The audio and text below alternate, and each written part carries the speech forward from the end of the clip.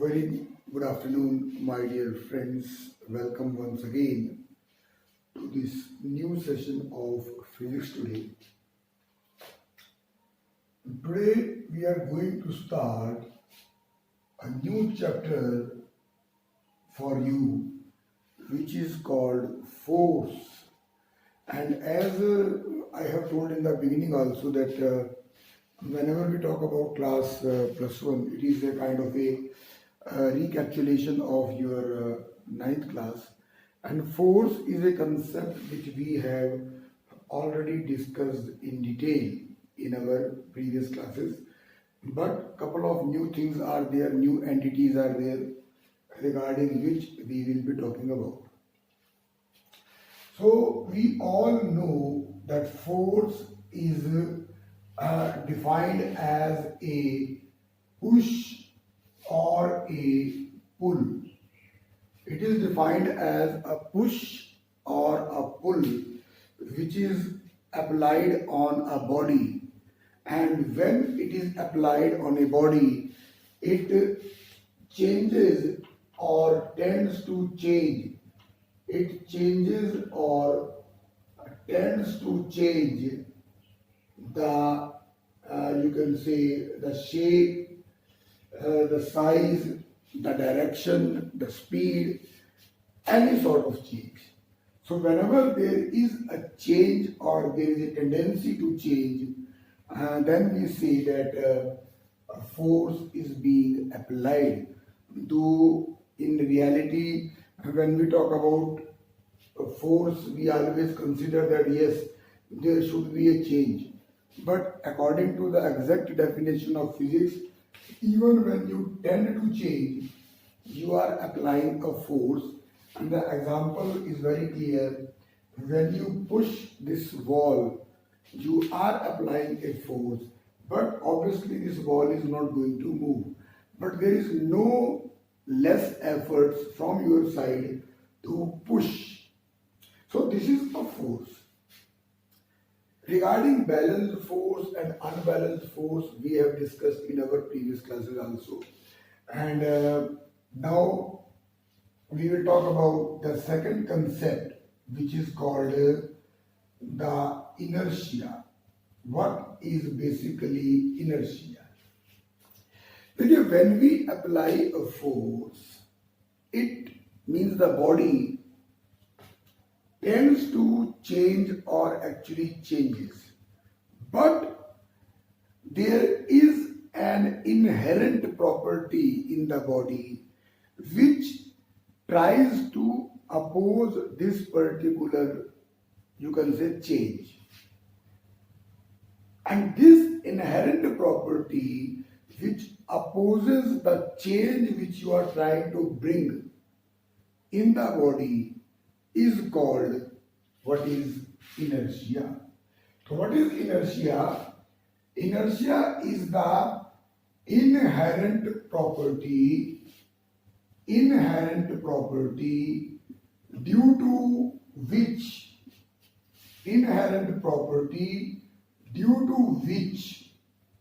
a body opposes any, you can say, change in its state, and this is due to inertia.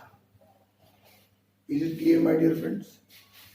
So basically inertia is a kind of opposing force.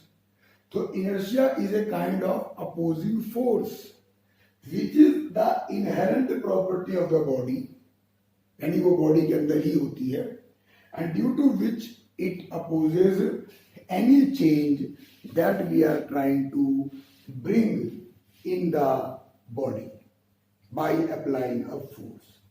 I'll give you an example. For example, you might have observed that if you are riding a horse and all of a sudden when the horse stops, you as a rider will have a forward fall. You will have a forward fall, or you can say you will have a forward jerk. And suppose in the second case, the horse was at rest and you were on the back of the horse, and when the horse suddenly starts running, then you feel a backward jerk. And excuse me, and this can be explained on the basis of inertia. Okay, something was opposing. Now see, when the horse was running and you were on the back of the horse, the direction of motion of the horse and your motion was same. It means you as well as the horse both were moving with the same velocity in the same direction. But when the horse suddenly stops, its velocity becomes zero.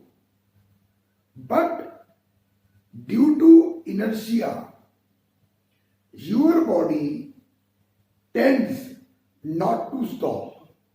It opposes that stop. It opposes that change of stop. And it continues to move in the forward direction. And that is the reason why you feel, you can say you feel or experience what is called a forward jerk. मतलब घोड़ा रुक गया, लेकिन हमारी body ने उस रुकने का विरोध किया, अपोज किया, नहीं रुकी. And similarly in the second case, when the horse was at rest, I, when was sitting on the back, was also at rest. And when all of a sudden the horse starts running, so there is a change in the position of the horse. And my body opposes that change and stands to remain at rest. So these are certain examples which can explain you the meaning of inertia. And now we will talk about the Newton's first law of motion, which is also known as the law of inertia. Newton's first law of motion is also known as law of inertia. And Newton's first law of motion. And each of us have discussed this concept in our previous classes. So you can have a revision of that. According to the Newton's first law of motion, whenever a body is in the state of rest or of uniform motion, whenever a body is in the state of rest or uniform motion, it always remains in the same state unless it is compelled by some external unbalanced force to change the state. I hope this is clear to you. Whenever we talk about a force,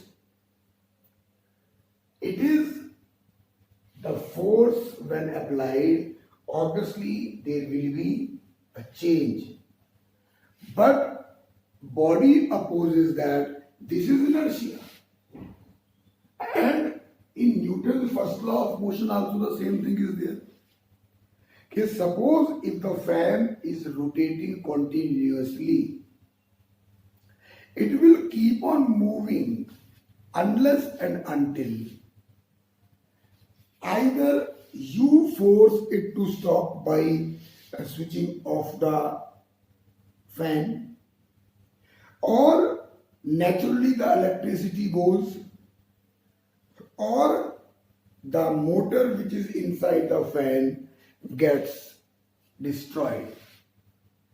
If there is no situation like that, the fan will continue to move like the earth is continuously moving on its own axis and around the sun.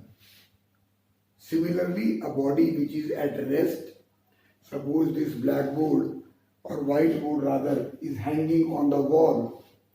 If I don't disturb, if you don't disturb, if nothing disturbs, no force is being applied, this board will remain at rest.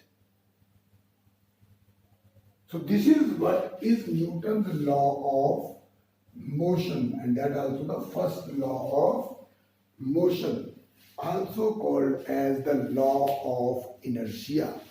And these examples which we have given you in the inertia can also be used to explain Newton's first law of motion in the form of examples.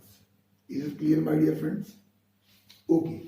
Now our next topic which we are going to discuss is about what is called the momentum. We are going to discuss about momentum. So momentum, my dear friends, is defined as the quantity of motion contained in a body. What is momentum? Momentum is the quantity of motion in a body. Quantity of motion in a body. This is called momentum. Or I can say in simple term, it is the motion due to motion. This is also defined as momentum. But when we talk about mathematically, the momentum which is represented by P is equal to the product of the mass of the body and the velocity with which the body is moving. It means momentum is the product of the mass of the body and the velocity with which the body is moving. It is called the momentum. And momentum is one of the very important concept which is used to explain the Newton, you can say, second law of motion, and that is also called as the law of momentum. And Newton's second law of motion, also called as the law of momentum. You all have studied the definition in your class 9th. According to Newton's second law of motion, the rate of change of momentum,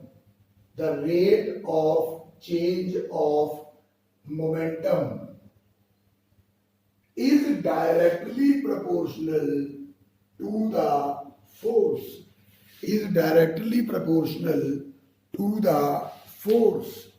This is what we have discussed in our previous class. The rate of change of momentum is directly proportional to the force. This is Newton's second law of motion. It means, according to Newton's second law of motion, the rate of change of momentum in a body is directly proportional to the force. And that is the reason why this law is also called the law of momentum, because here we are talking about momentum. Now, suppose you have a body which is having the mass, let us say, m, and which is moving with, let us say, the initial velocity of u meters per second. So obviously anybody can tell me what is the initial momentum of the body. What is the initial momentum of the body? The mass into velocity, mu. It is the initial momentum.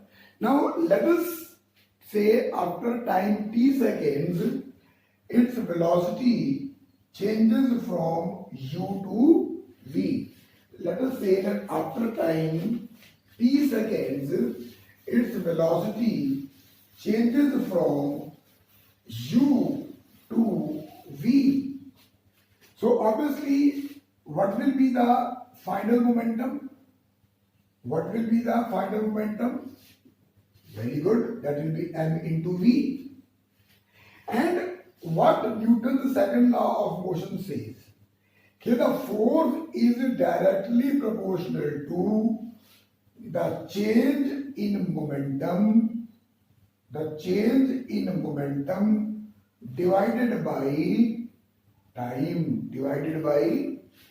time. And you can clearly see what is the meaning of change in momentum. Change in momentum means final momentum minus initial momentum. Final momentum minus initial momentum and divided by time. So what will be F proportional to? Final momentum is mv. Minus initial momentum, which is mu, divided by time, which is t. Simple math. You can take m as common. So when you take m as common, what you get? V minus u by t. And from the first equation of motion, you know that now from first equation of motion, you know that v is equal to u plus at. That means v minus u by t will be equal to a. That means in place of this particular term, I can write f is proportional to m into a. And this is what we have learned as the second law of motion. F is equal to ma. But actually it is F is proportional to ma. To remove this sign of proportionality, we will be using a constant which will be k, and finally we will be getting F is equal to kma. And this is nothing but your second law of motion. So my dear friends, today we will keep it up to here, and we will continue with the examples and the concepts of the second law of motion and rest of the topic in our next lecture. So till that time, give a good revision of the topic, have a thorough understanding, and if you have any doubt, get back to me. Till that time, take very good care of yourself, and all the very best. Thank you very much.